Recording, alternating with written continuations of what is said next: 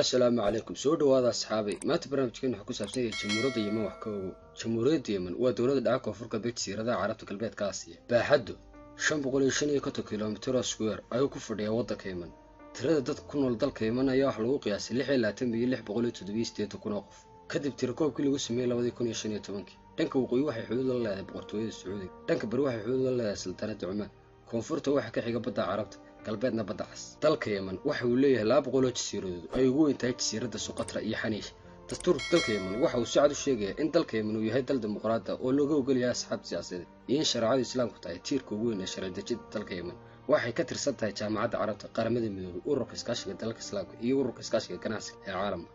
Yemen waxay ka mid tahay dalalka ugu xadaaradda runaantii lama garanayo waqtiga ay xadaarad ka soo ifbaxday dalka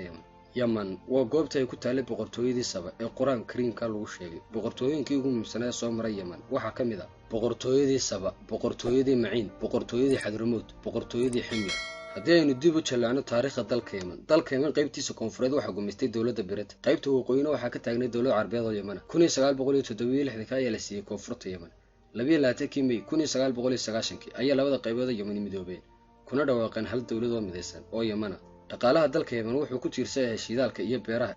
inkasta oo aan si buuxda looga faa'iideysan taariikhdu markii ay ahayd 2011 ayaa Yemen waxa ka bilaabmay qalalaase laga soo horjeedo madaxweynihii xilliga haystay xilka Cali Cabdalla Saalax kaasoo kursiga ku fadhiyay ilaa 1987 September 2014 ayaa kooxda Xuutiyiinta la wareegay magaalada Sanca laakiin si dawladda Xuutiyiintu ma ay helin ictiraaf lagumana guuleysan wadahadalladii ay la galeen ururka qaramada midoobay laga soo bilaabay 26 March 2015 iyo ilaa maanta dalka Yemen waxa ka socda dagaal lagula jiro Xuutiyiinta ay hogaaminayso boqortooyada Sacuudiga iyo xulafadeeda khasaaraha ka dhashay dagaalka sokeeye ee ka socda dalka Yemen ayaa isugu jira dhimasho dhaawac burbur hanti iyo weliba qax balse tan lala yaabo ayaa waxay tahay in khasaaraha badankiisa ay geysteen dawladaha xulafada uu hogaaminayay Sacuudiga